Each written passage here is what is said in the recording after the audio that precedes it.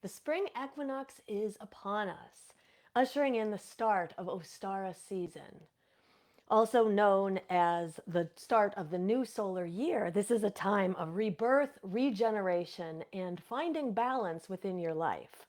Tonight we'll be talking about ways to celebrate the spring equinox and Ostara season.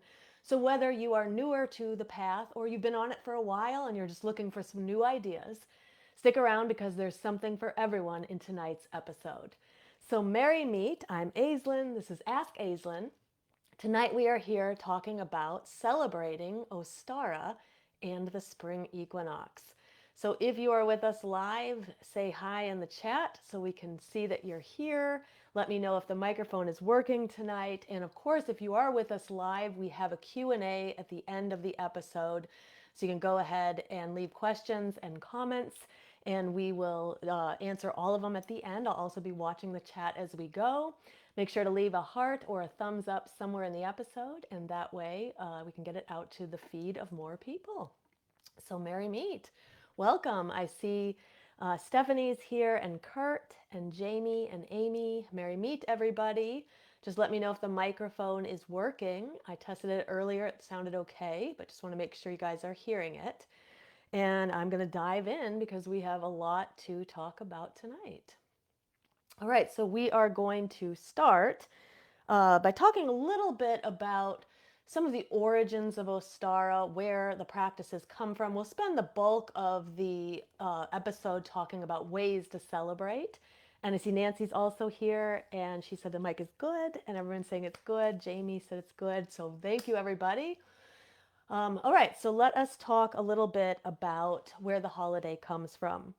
So this particular Sabbath is a solar Sabbath. It is linked to, which means it is linked to the sun's movement.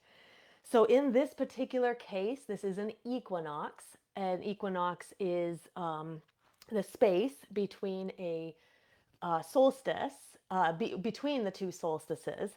And this particular one is the vernal equinox if you are in the northern hemisphere. Now, if you are in the southern hemisphere, they will be celebrating the autumnal equinox. This episode is on Ostara for those in the northern hemisphere because that's where most of our viewers are. This is a time of equal day and equal night, so it makes a lot of sense why we would have this intention of balance being highlighted at the spring equinox. This is the halfway point between the two solstices, as I mentioned. It also marks the beginning of the new solar year astrologically. So it's sometimes interesting to think about how we denote sort of transition spaces across our calendar, right? So of course, in the Western world, we celebrate New Year's, and most people in the world celebrate New Year's as January 1st, the start of the year. But really, from an astrological and astronomical perspective, the beginning of the solar year takes place at the vernal equinox, at the spring equinox. So to me, I've always felt this feels more like New Year to me than the middle of the winter does. And so if sometimes what people will say is they don't really have the kind of energy that they need on January 1st to really make resolutions or kind of transition into a new kind of energy.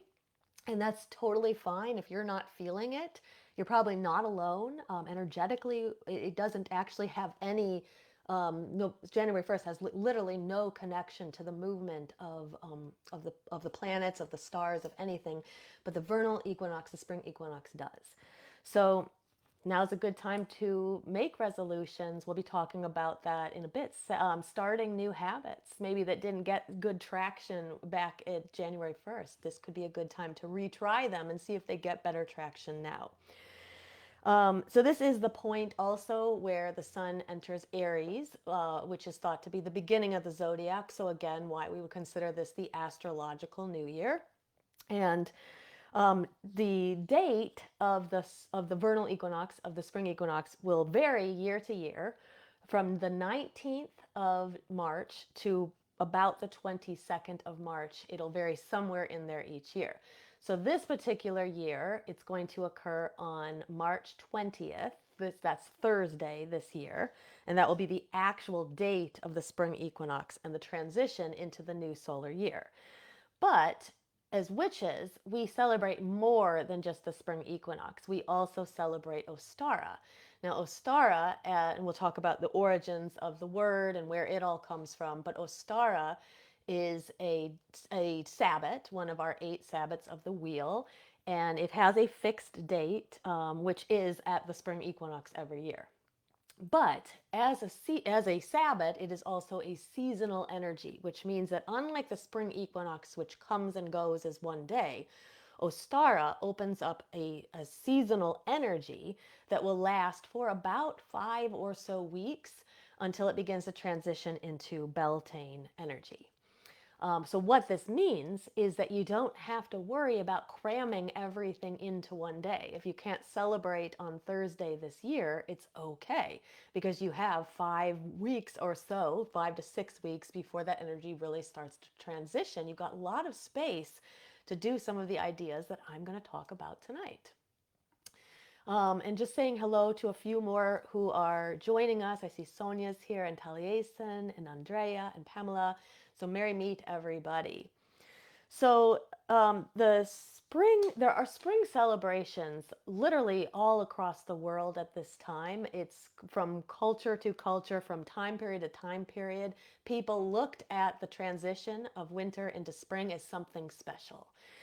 Now, in Rome, the followers of the goddess Sibyl believed that her consort Attis was born of a virgin birth, and that he also died and was resurrected at the spring equinox. So this is very interesting, right? Because there are going to be many connections between the holiday Ostara and the holiday Easter.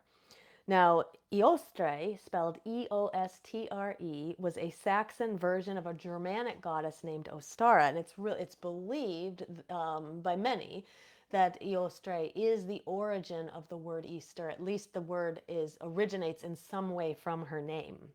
Now, Eostre Ostara, had a feast that took place on the full moon, the full moon following the vernal equinox, following the spring equinox, which is almost identical to the way that Easter is calculated. When the Council of Nicaea met and determined when Easter would take place, they met in 325, I believe, AD, and they determined that Easter would take place on the first Sunday after the first full moon after the spring equinox. So almost identical, it's just they're placing their holiday on a Sunday because that's their holy day.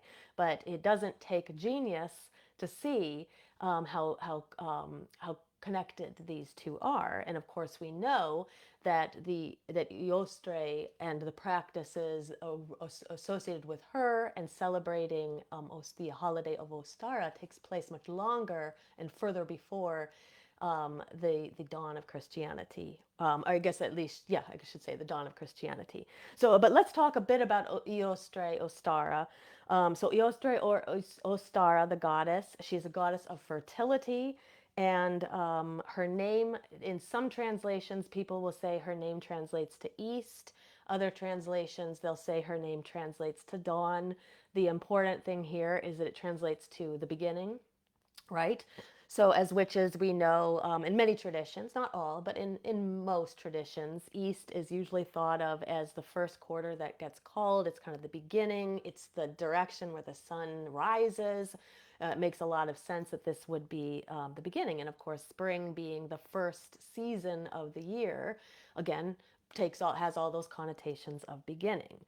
Now, there is a story that says that Eostre or Ostara came across a wounded bird one day, and that she wanted so badly to help it and to heal it that she performed her magic on the bird. And the transformation that took place, she essentially transformed it into a hare, but the transformation was it was essentially incomplete. And so this hare that had once been a bird still retained the ability to lay eggs. And so some say that this is the origin of the Easter bunny being able to lay eggs. Now, my favorite story about Ostara, the goddess, says that there was a spring celebration for her every year at the spring equinox, essentially her birthday. And the animals of the kingdom would all come to this celebration, and it was just kind of customary to bring her a gift. And so they would work trying to figure out what is the perfect gift to give the goddess. And so there's a story that the hare, he was very poor. He didn't have very much money. He didn't have very many resources, but he did have this egg that he was planning to have for his meal later that night. But when he realized that it was Ostara's birthday and that he needed a gift for her, he didn't have anything to give her. So he decided to give her this egg. And he painted it all beautifully. And then he went to the celebration and very shyly he presents it to her. And there's many children's stories that, tell versions of this. It's just a very beautiful story. So he presents it to her very shyly, and she is so overcome by his generosity and the fact that he gave her something that kind of hurt a little bit, right? That was his meal. It's really, he didn't have very much. And so she was so overcome by this that she rewards him by placing him as a kind of a member of her household. And then in order to sort of pay his rent for being there, his one job was that on Easter or Spring Equinox, he would go out and he would deliver his beautiful hand-painted eggs to all the children of the world. So some people say that that is where the origin of the Easter Bunny also comes from.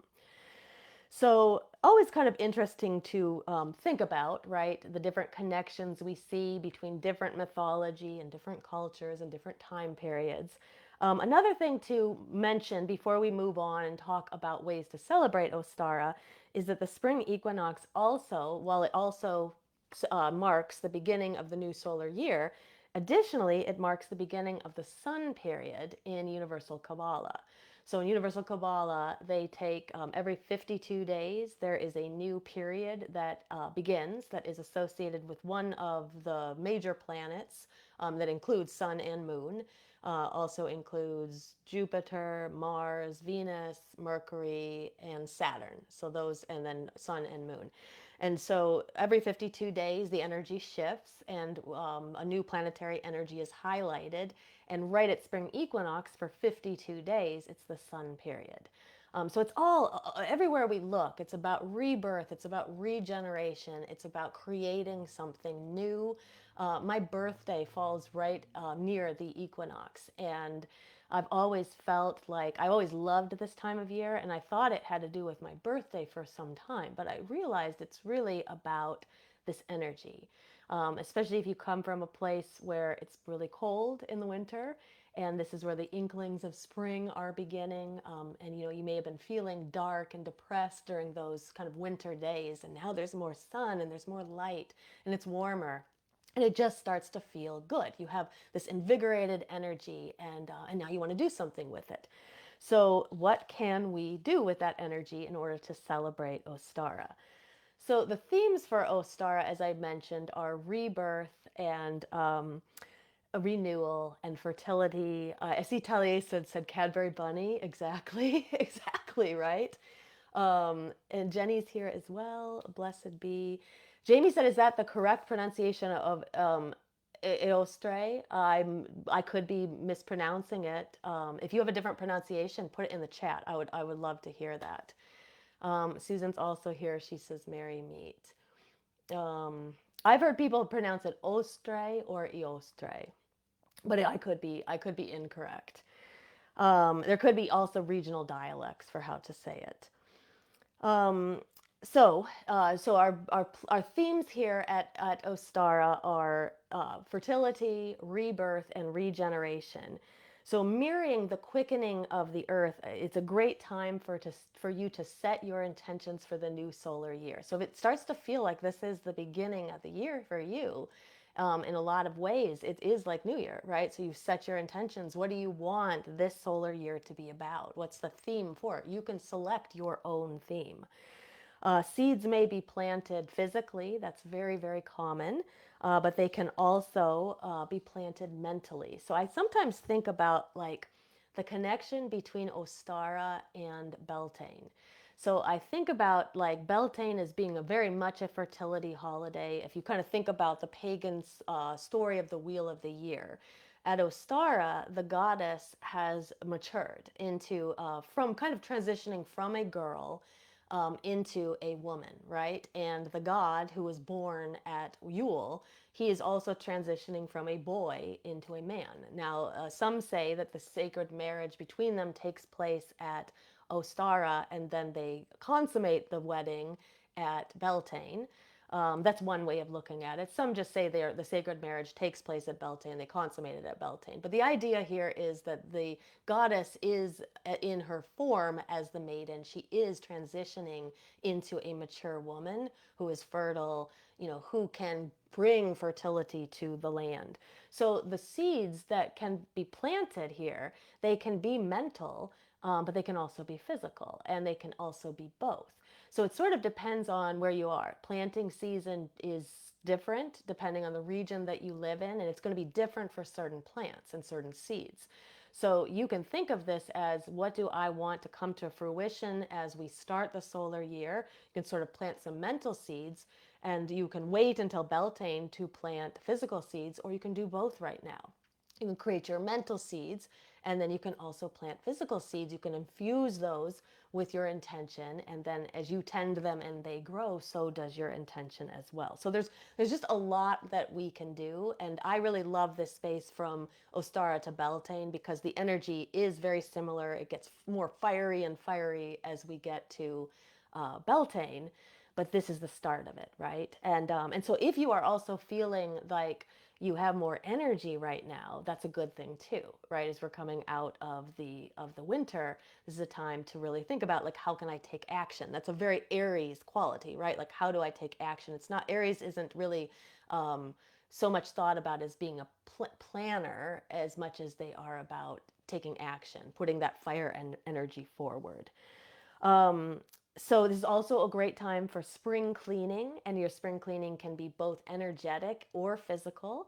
So it's no coincidence that people like to do spring cleaning at this time, like clean out your closets, clean your floors, open your windows, clean your windows, let fresh air in. The house can get kind of full of stagnant and stale energy from the winter. So open everything up, let the breeze through, burn some incense, burn some sage, just do some spring cleaning here. And again, like I said, it can be physical, like clean your house, and then afterwards energetically clean it as well.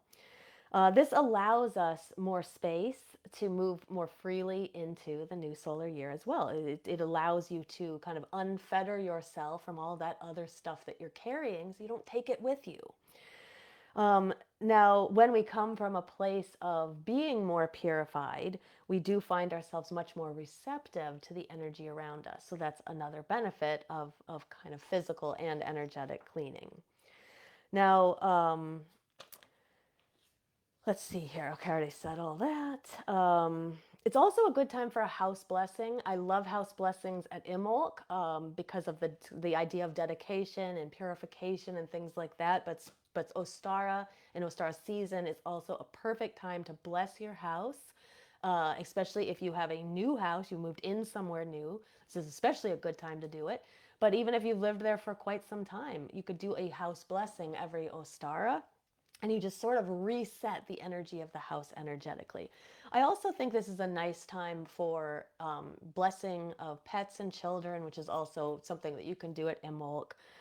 Um, and a good time to clean your own body as well. So really taking the time to draw yourself a bath. Unfortunately, I don't have a bathtub in this house, but if I did, this would be the perfect time to just draw a slow bath and, fill it with flower petals and just rest in the bath and kind of rejuvenate and recharge yourself. But if you can't do that, you can also take advantage of kind of cleaning your body in the shower in a magical way.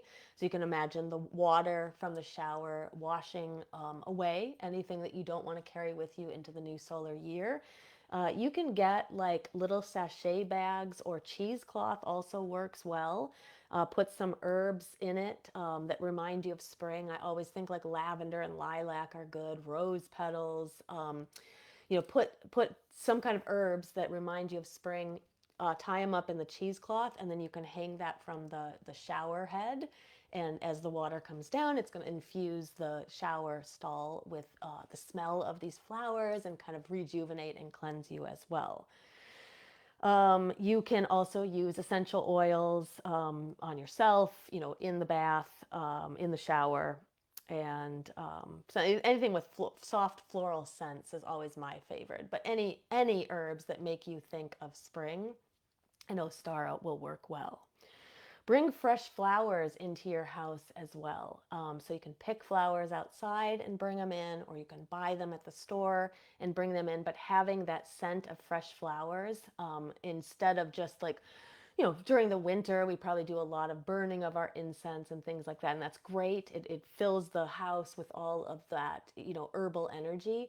But there is something to be said about bringing the fresh flowers in. It's just a different energy. And so you can get yourself some spring flowers, and that can be your gift to yourself. So another theme is balance, but I'm just going to pause a moment and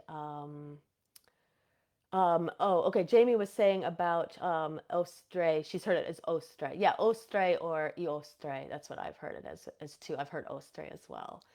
So I was just going to pause to see if there's anything else in the chat. But definitely leave questions if you guys have any, and it doesn't have to necessarily be about any of this either. Anything about witchcraft is fair here, or shadow work or energy work.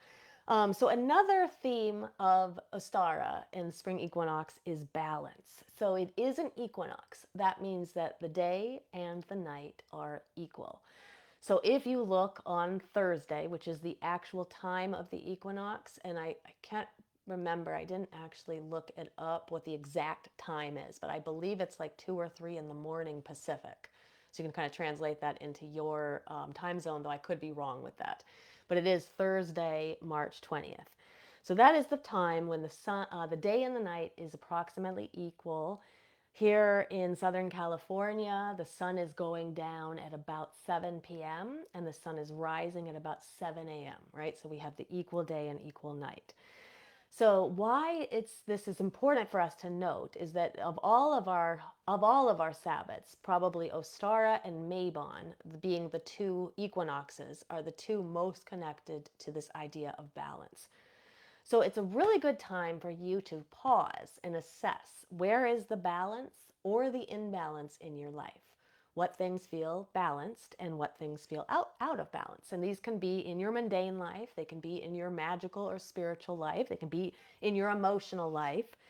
It's a good time to address these things too. So if we notice that things are feeling out of balance, like we're not getting enough self-care, or we're not getting enough movement, we are not getting enough alone time, we're not getting enough time with other people. Now is the time to reassess all that and try to shift and make some changes, because like I said, this is a time of rebirth. It's like a clean slate you were just offered. So you have the chance to make these differences now. I think that there's lots of different ways that we can find balance, or we can at least assess our balance. So one is through using the balance wheel. So a balance wheel, I particularly love using balance wheels at Ostara. And in fact, our Shadow Seekers membership and our Covenant Midnight's Flame will be doing our Ostara ritual this weekend on Friday, I guess. And we will be using a balance wheel among other ways to balance ourselves. So balance wheel is, for those who've never used one, it's a circle. So you draw a circle on a piece of paper and you think about the different areas of your life. And for everybody, this could look a little bit different, but most of the time, the common areas are like home, relationships, work, play, rest, health, money. So just think about like all the various aspects of your life, and you draw this wheel and you make it into like almost like a pie, right? So you're going to cut pie pieces in it, and then you'll write each of the areas of your life in the different pie pieces. Then you start to assess, like, where am I at? Like, if I had to rate this area of my life, for example, money, and I had to rate it on a rating scale of 0 to 10, with, when it comes to like my happiness or my comfort or how I'm feeling in that area of my life, then you put a number there. And you do that for all the different areas of your life, and then you're going to see like which ones have the high numbers versus which ones have the low numbers.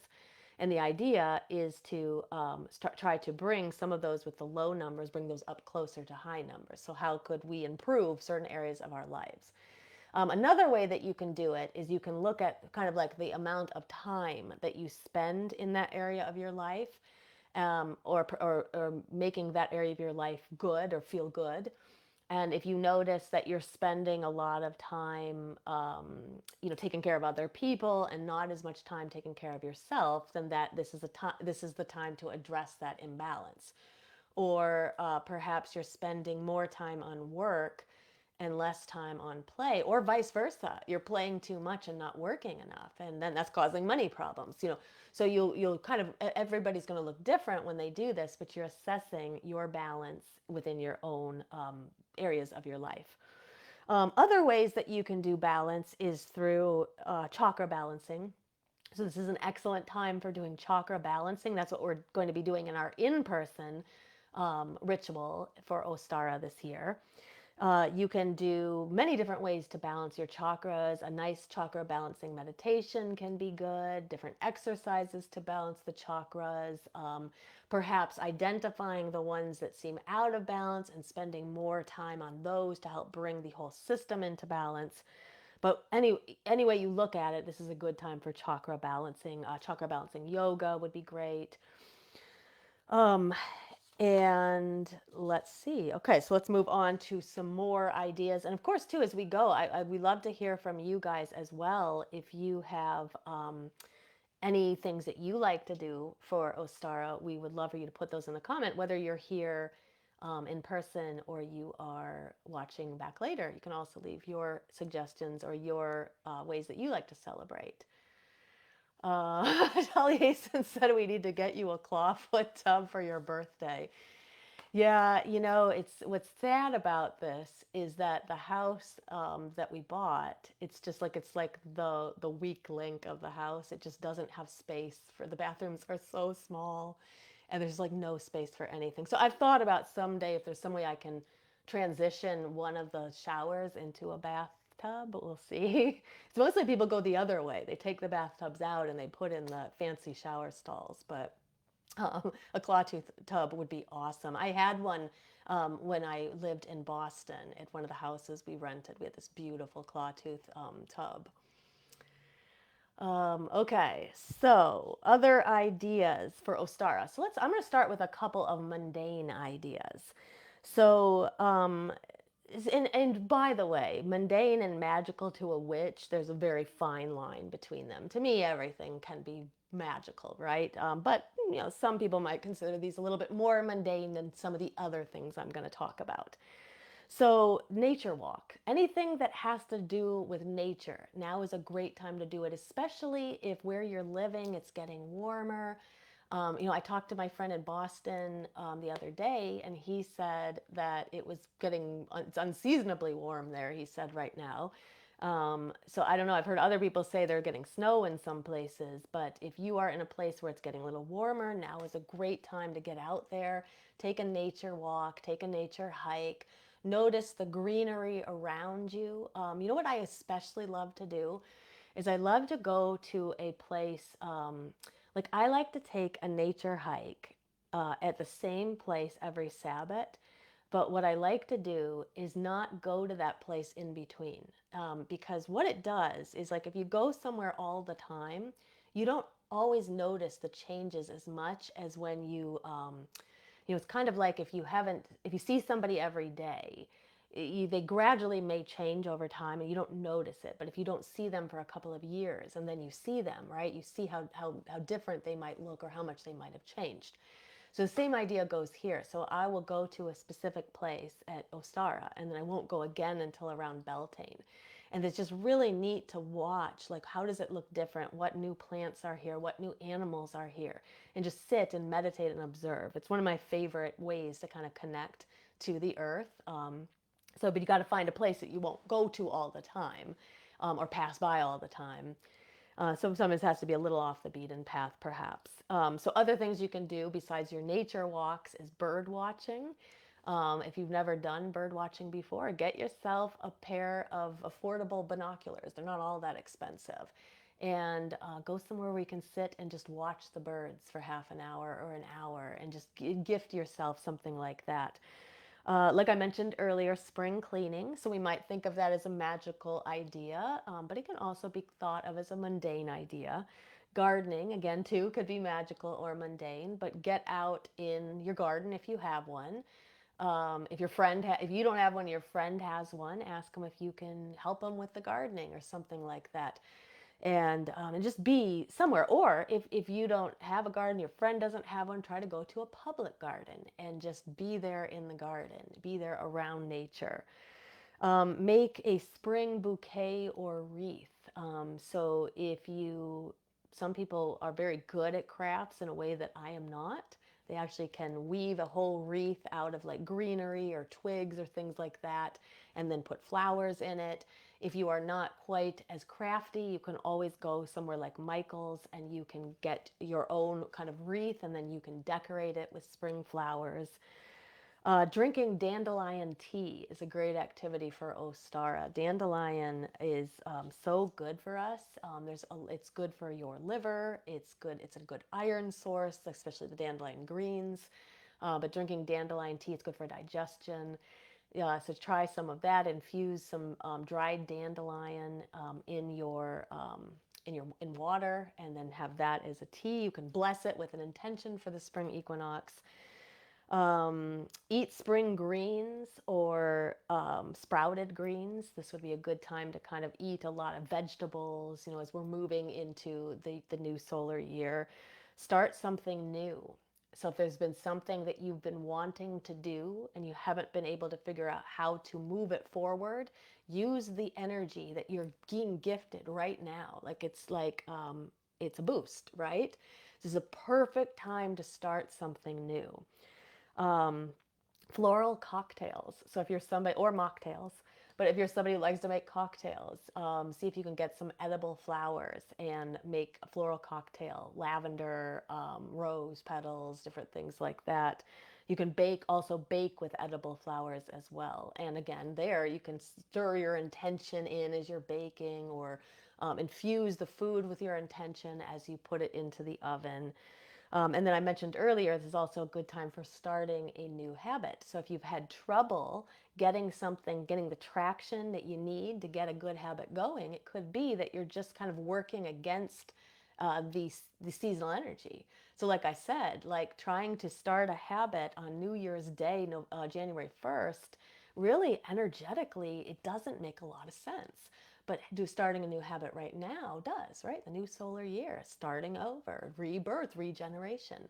So try it. If you couldn't get something to work in the past, try it now. See if it works. You may be pleasantly surprised.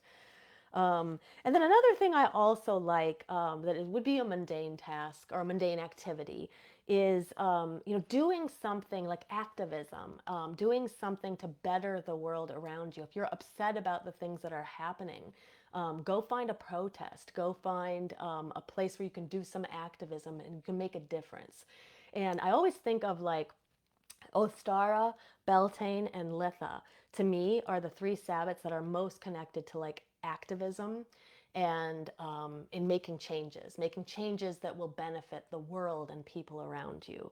And you also can find it being like when you're feeling upset about things, you can feel very um, defeating, right? Like there's nothing that you can do about it, but there are ways that you can do it. Go find people who think like you and join a protest or something like that, or a boycott.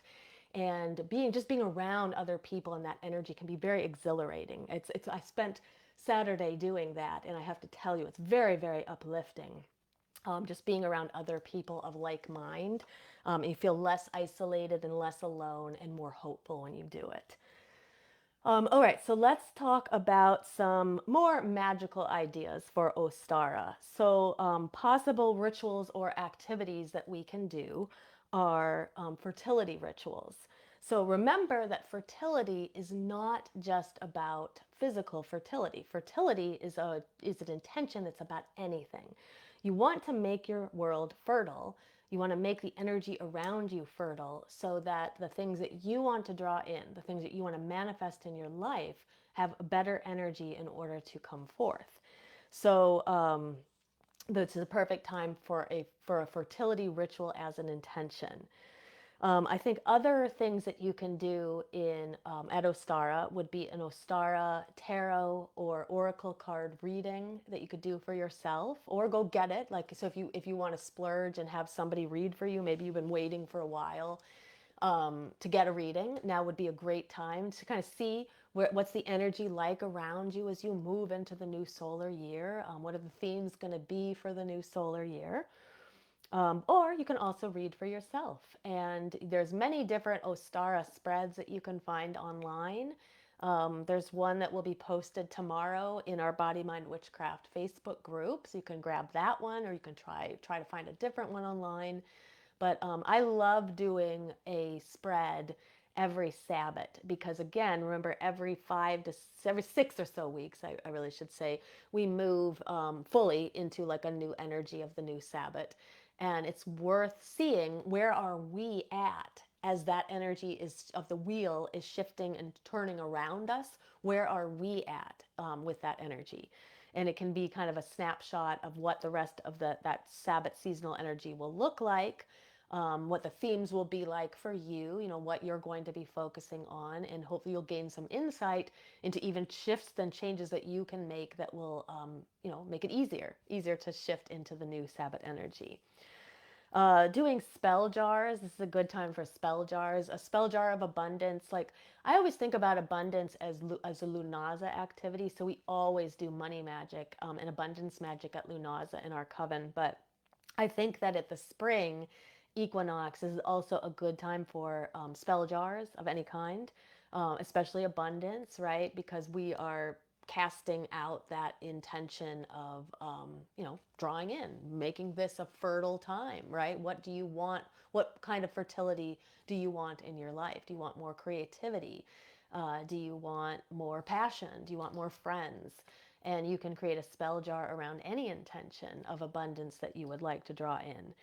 Another thing that I really love for the spring equinox is working with the inner child. So, inner child rituals, to me, it's a great time for inner child rituals. If you think about it, the goddess is still in her maiden form. She is she's maturing, right, into the mature woman that she will be at Beltane. But I always think about like Persephone, for example. So this is when Persephone comes back from the underworld where she went at Mabon, and now she's back. And I especially love working with Persephone in her form as Kore, Kore, which sometimes people will consider that her maiden form, like before her abduction. I like to think of that as her like child form. And it's very much good energy. She's a great goddess to work with if you want to connect to your own inner child. So, bringing in playful aspects into your ritual, into your magic. This is a good time to delight the inner child. So I'll just tell you like what we're doing at our in-person uh, Ostara ritual for an idea. And we did this at our online ritual last year. We'll be doing it again next year at the online one. But we made rainbow chakra spell jars. So when you're doing it online, we kind of instruct you on how to do it. You essentially work through kind of balancing, you kind of figuring out where each of your chakras is imbalanced. You write some kind of a affirmation that is going to help guide you as you try to balance that particular chakra.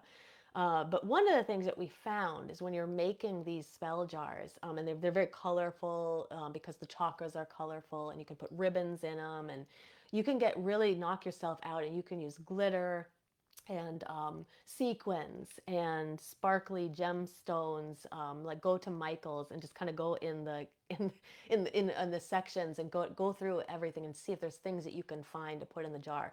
And so what we're doing for the in-person ritual is we went out and we bought a bunch of stuff. So we have like little animal erasers, and we have like we have like 2,000 stickers. And so all the people who come to the ritual are going to get a bag of stuff, and then they can make their kind of spell jar. So on one hand, it's really great because it's good for balancing your chakra, so it has a purpose.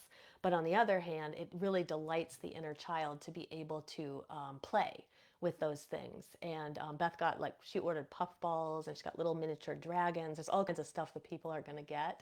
But you could do that too. And especially if you have kids, this is a great activity for working with them. Like you can make your own inner child spell jar and then have your kids make a jar with you. And then everybody can have a different intention that they sort of infuse into the jar. But I think that it very much can delight the inner child to just be able to play, which is something sometimes not, we don't always allow ourselves to do that. We think that those like toys and things like that, that's for kids. It doesn't have to be, right? It's your inner child yearns to heal as well, and sometimes playing and having toys and little things that you delight in can be so helpful. Um, so I mentioned already the balancing ritual. So anything that you can do for balance.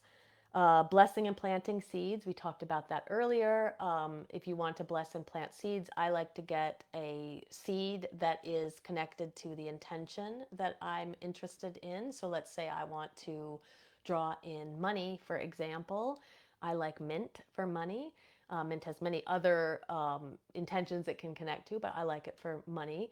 And so you can take the seeds and you infuse them with your intention, and you can raise energy around it in any way that you want. I like to rub my hands together and then kind of direct the energy into the seeds, or rub my nail beds together and then direct the energy into the seeds.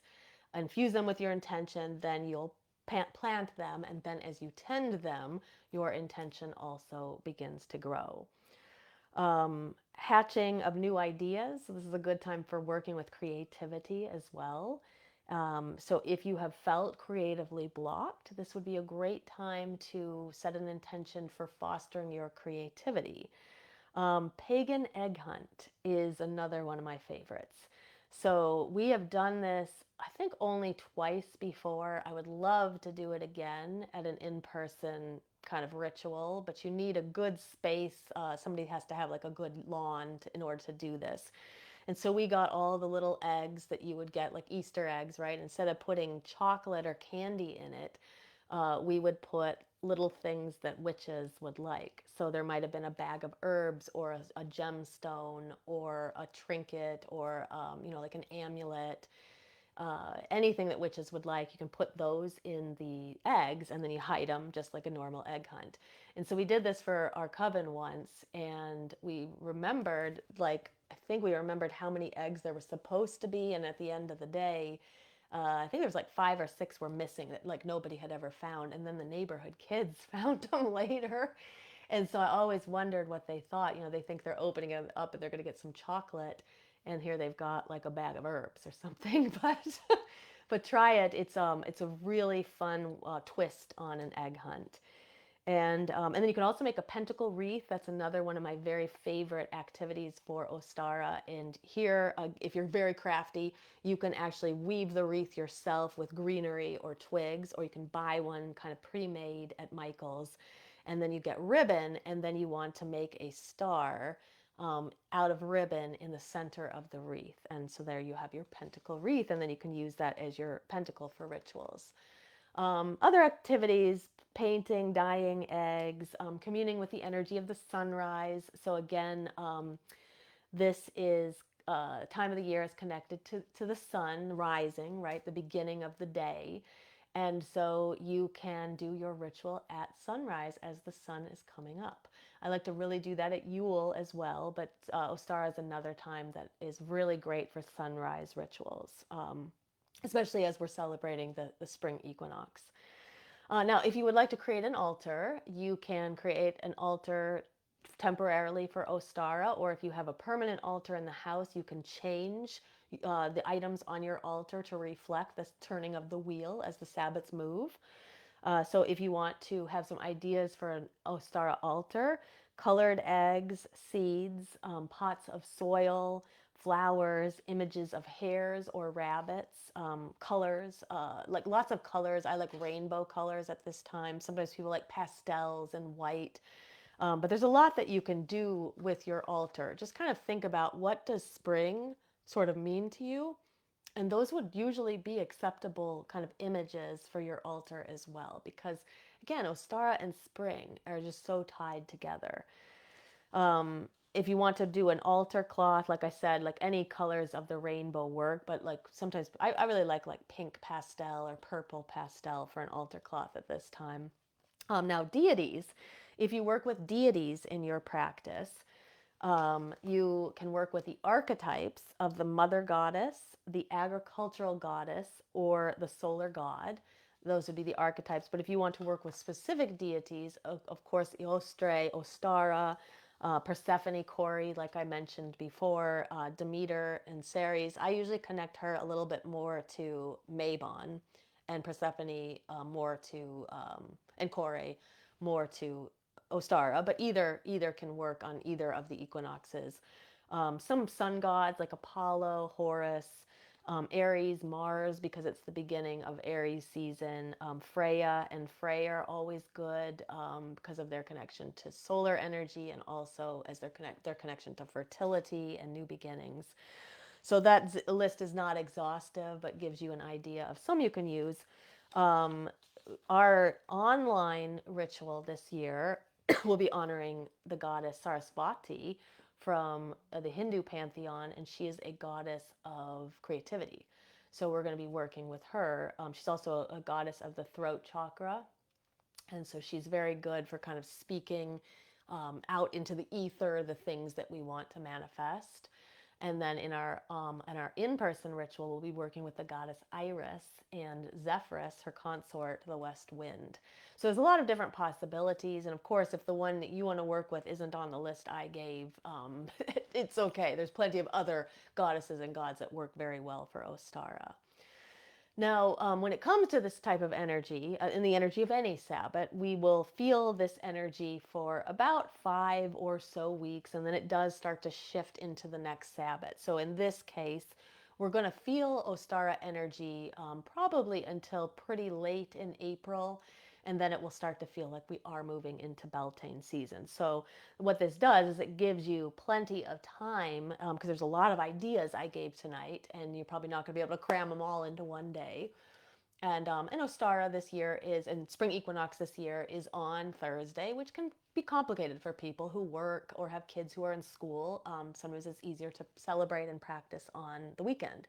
But just remember, it's a day that sort of marks the beginning of seasonal energy. You've got plenty of time to practice. You can do all these things if you want over the course of the next 5 or so weeks. Um, all right, so we are going to shift into the Q&A now. So of course, if you are with us live, you can leave any questions. It can be about anything related to witchcraft, shadow work, or energy work. It doesn't have to just be about Ostara or Spring Equinox. If you are watching in replay, you can also leave questions. I won't be able to answer them live, obviously, but I do go back through the feed and I answer everybody's questions that I didn't get to answer during the live feed. So let us start with a question that Kurt had left for me earlier. And he is asking about if there are any companion or closely related books to When God Was a Woman by Merlin Stone. So fantastic book. If you haven't read it, I highly recommend it. And I am going to offer a few suggestions here, but if anybody who's watching this also has other suggestions, we love to hear from you too. So here's a few that I would suggest. So the first one is The Language of the Goddess by Maria Gimbutas. I think that's how you pronounce her last name. That book I read a long time ago, but it is a book that comes up often when people search for When God Was a Woman. This book also comes up. So there isn't really a companion book to When God Was a Woman as far as I know, but there's a lot of books that people will read around the same time, or people who are interested in this topic will also read. There is another book by Merlin Stone that's called The Ancient Mirrors of Womanhood, and it's a treasury of goddess lore from around the world. That book I have not read, but it gets very good reviews, and of course it's by Merlin Stone, so it's a classic. There is another book called The White Goddess by Robert Graves, which a lot of people read. A lot of our modern authors have based much of their, I should say much, but some of their work on that book as well. Some people really love that book. Other people struggle to get through it. It's dense. But it is a great book, and Robert Graves is a great author. There's another book called The Chalice and the Blade, which was written in the sometime in the 80s. It's by Riane Eisler. So the last name is Riane. Sorry, the first name is Riane, and the last name Eisler, Eisler. That book is called The Chalice and the Blade. If you've never read Mists of Avalon, it's obviously not the same kind of book, but people who like books like When God Was a Woman tend to like books that are kind of retold from a woman's perspective. And Mists of Avalon, in my opinion, is one of the absolute very best. And then, of course, people who like Merlin Stone tend to like Starhawk. I know that Kurt already reads Starhawk's books, but the classic, of course, is Spiral Dance. But there are other really good books like Truth and Dare and Dreaming the Dark, which our coven will be reading together, both of those at some point. Those two books tend to go a little. Starhawk's very political, for those who don't know. It's hard to miss that when you're reading her stuff, but those two books in particular, she believes that there isn't much of a difference between like goddess worship and the politics of equality and things like that. So her books are very heavily influenced by kind of activism and politics and things. So in fact, Dreaming the Dark is actually called Magic, Sex, and Politics. But that should give you a good list of books to kind of look for, especially if you're interested and you really liked When God Was a Woman. But great question. And then if other people have, know the book When God Was a Woman and have some other suggestions, we would love to hear from you as well. So, okay, so I'm going to go into the chat. That was the only question that I had. It looks like we have some good suggestions here as well. Okay, so I'm just going to kind of go back to the beginning here. Okay, so Stephanie said, I'd love to sign up for the Shadow Seekers and the class needed to be able to join the coven. Okay, good. I was going to talk about both of those, so this is a good time to talk about that now.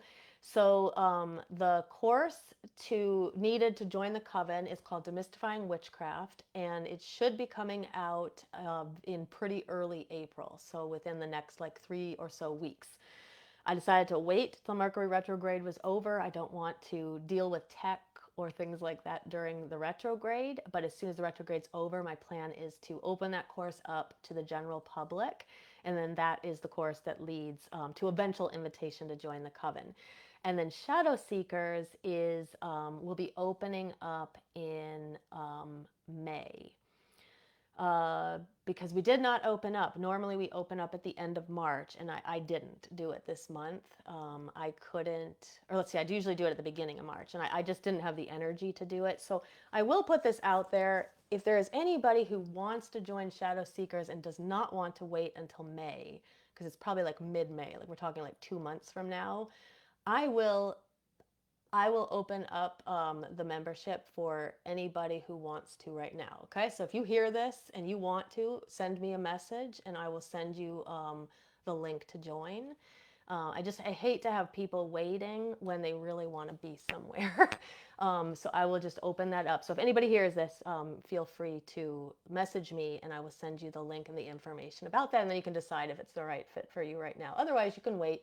And then we do our big kind of opening in May where we have a free course that teaches things about the membership. And you can always wait for that as well. Stephanie said she's making a bird next with her daughter. She said we took a bird nest with her daughter. She said we took a nature walk and collected twigs. Oh, that's nice. And we'll paint the eggs for it as well. Yeah, it's so nice. I love when we bring children into the rituals as well. I just think it's so wonderful. Taliesin said he has to have his bath.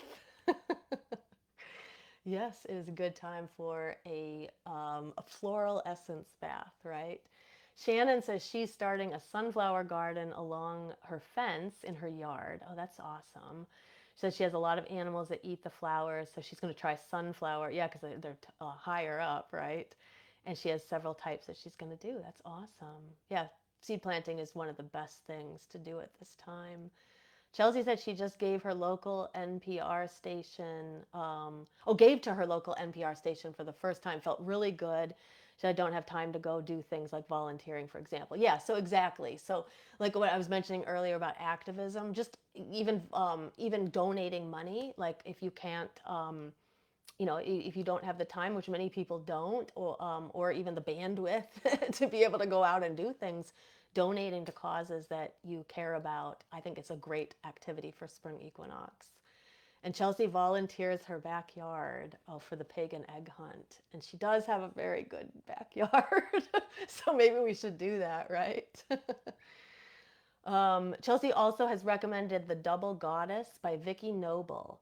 I was going to recommend that book too. I'm glad I mentioned that because I had Vicky Noble on the tip of my tongue. Okay, so The Double Goddess by Vicky Noble is another good one to add to that list. And then Taliesin said White Goddess is great. And then The Great Mother by, how do you pronounce it? Sjoo? Stew?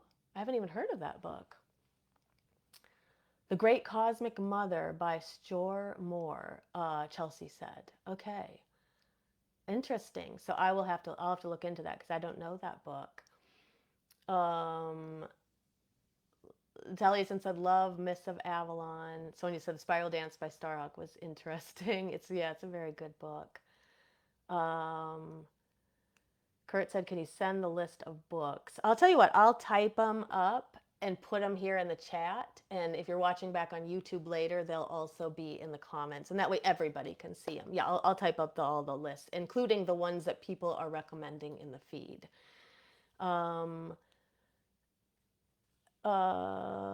Jamie says she doesn't have a problem with her beliefs and actually usually agree, but Starhawk is a little too political for her. Yeah, sometimes people find her to be a little too political. Yeah, absolutely. Yeah.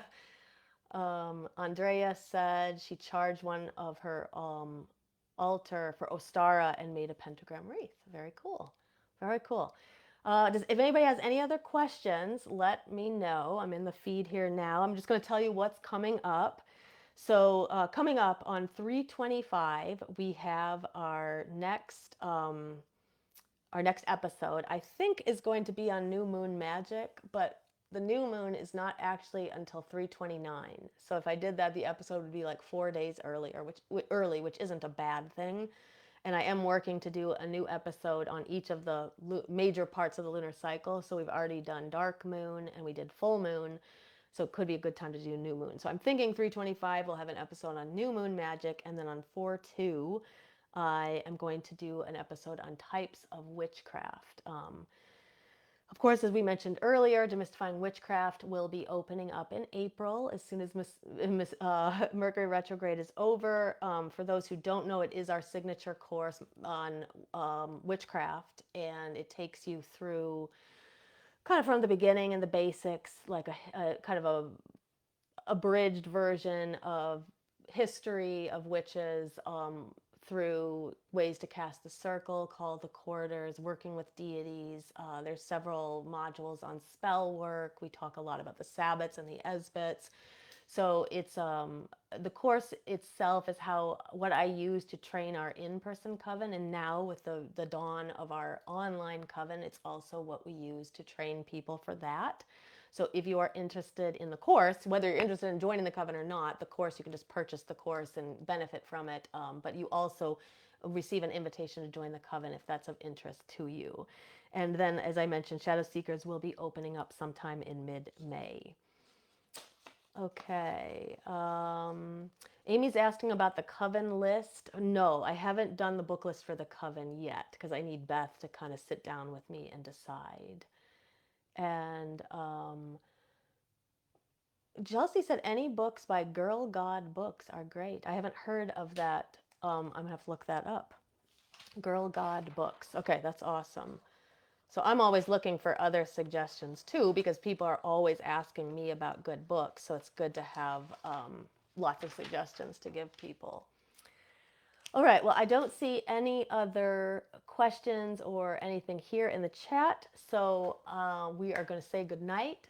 Goodbye for tonight. As always, I love spending Tuesday nights with you guys doing these episodes. If you like what you hear, make sure to leave a heart or a thumbs up somewhere in the video, and that just helps us get it out to the feed of more people. And if you're watching back on YouTube later, make sure to subscribe to our channel, Body Mind Witchcraft, and that way you won't miss any other episodes in the future. And if you aren't already subscribed, let's say you always watch it here in Facebook in our group, make sure to subscribe to our Body Mind Witchcraft channel. We are very close to being at 1,000 subscribers. I think we're like 19 people away, and that starts to open up some doors for us to get the channel monetized. So it's a big deal. And if you would like, if you are not already on our mailing list, go ahead and I'm going to drop a link in the chat. I think many people are probably already on it, but if you're not, let me give you this link here. Here we go. So if you want to sign up for our mailing list, we send out something every week. It contains some information on witchcraft and different tips, and will also contain a link to our weekly video. And you will also, as a benefit, you will also be sent the Witch's Guide to Shadow Work. So make sure to sign up for that if you're not already on the mailing list. The link is in the comments. And for those on YouTube, it will be in the description of the video. All right, until next time, blessed be and happy Ostara, happy Spring Equinox, everyone. Till next time.